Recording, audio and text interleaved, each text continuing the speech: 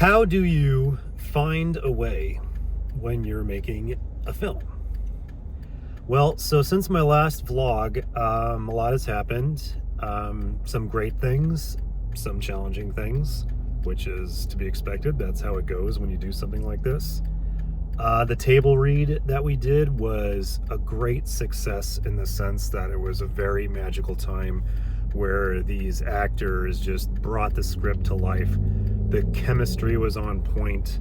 The dialogue worked, everything worked. And yeah, people had suggestions on how to make it better, but they were all very welcome. The writer that I've been working with, she was there and she was very, very, very amazed with how it came to life, and it's made her still feel vested in the project. One thing that did come up though is it looks like I may have one of the roles cast, but the three main roles, it was kind of mutually decided that the actors that I had read for the parts were not the right age for the parts, that we should go a bit younger, just based on the subject matter, the way the dialogue's written and everything like that, although that's not set in stone. So I actually took that opportunity to look at these three actresses that I've actually had in mind, because working on my friend's film, who just wrapped production, I saw one of the Instagram photos that came from set. I wasn't on set that day, but these three actresses took a selfie, the three of them, and just the expressions on their faces, the look, and also two of them were people I had seen auditions for this film, for my friend's film, and I was blown away by their performances. So I had seen two of their work, and the third one I had heard great things about, and I was just like, wow, look at that. Those might be my three lead actors right there in that photo. So I reached out to them and said, hey, are you interested in possibly doing a reading for these roles? Check out the script. They're super excited to check it out.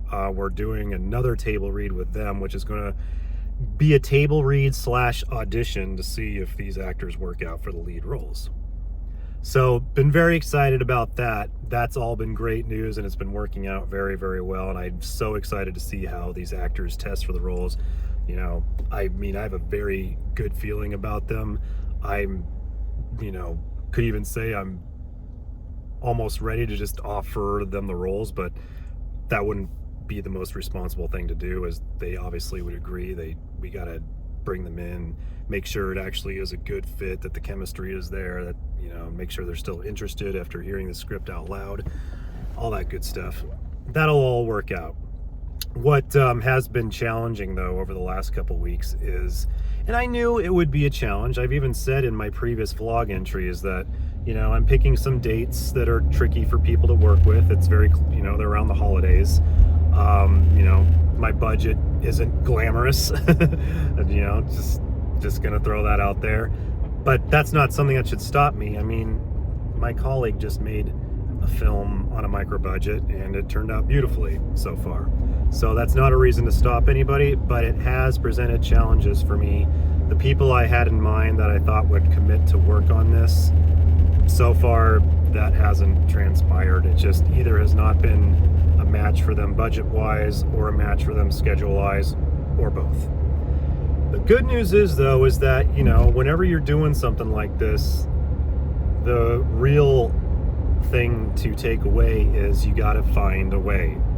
Find a way, whatever that means.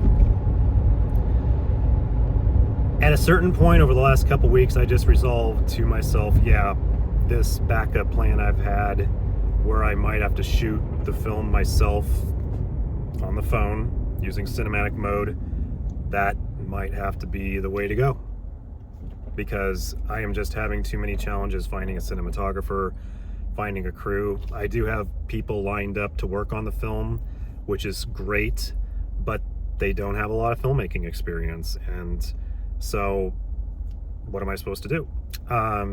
So I resolved, so maybe I have to shoot myself on my phone, spend the rest of my budget on a sound person. So I prepared myself for that possibility. I got myself the iPhone 14 Pro. I've been doing a lot of very successful tests with cinematic mode. using different LUTs and lenses to really make the footage look great. And I do really feel like the phone could possibly be there where you can, make a lot of successful feature films just shooting on the phone.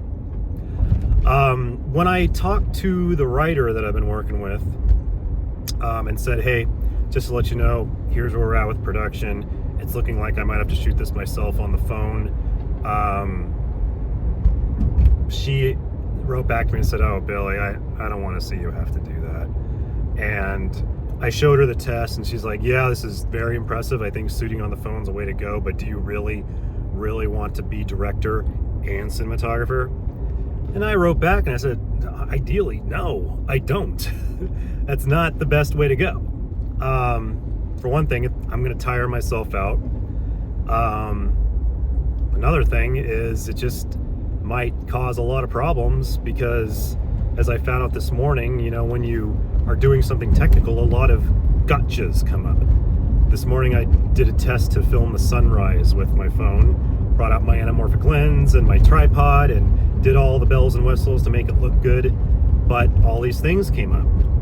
First of all, it was super windy, so the camera was shaking, so I had to hold the tripod steady. Therefore, I couldn't use a long lens to get the framing that I wanted. Therefore, the shot didn't turn out exactly the way I wanted it to. And also the anamorphic lens caused a problem where the iPhone couldn't focus. It was blurry, and I couldn't get it to not be blurry. And I was running out of time. The sun was about to rise. So I did my test shot. I didn't use the lens. I didn't use the anamorphic lens. I didn't use the long telephoto lens I wanted to use. I did it from a wide angle without the lens. I mean, it looks good. It could work, but it's not what I wanted. Naturally, I'm probably going to wind up reshooting it. But that's the kind of stuff that comes up, and I know that. I can deal with it. I'm a technical person. I have experience shooting, but I really want to focus on directing, making sure the actors give their best performances, making sure I give the right eyes and attention to everything. And if I'm shooting the film myself and dealing with all these technical gotchas, that's really going to cause a problem. So the good news is that my writer has wrote back to me and said, hey, I feel very vested in this project. I want to help you out and find a crew. I know some people. Let's talk. That's how you find a way. Now, I don't want to get ahead of myself. What she's proposing might not work out. There could be a million reasons why it won't. But just to know that you've got someone involved in the project who has some chops, who knows some people, who says, hey, I know you got a tight budget. I know you got a crazy schedule, but I want to see this happen. It's amazing how some things work out. I think when I finally told her, hey, look, I'm so committed to this, I'm willing to shoot it myself on my phone, that clued her in possibly to think, hey, this guy is passionate, he's committed, he's ambitious, but I also want to see my script come to life in the right way, so I'm going to help him out and find him a crew, or help him find a crew. We'll see what happens with that. We'll see how this table read / audition with these 3 actresses or actors that I've been excited to talk to and work with. We'll see how that works out. And maybe my next vlog post to you guys will have some exciting news. Until next time, good luck on all your projects. We'd love to hear from you, and take care.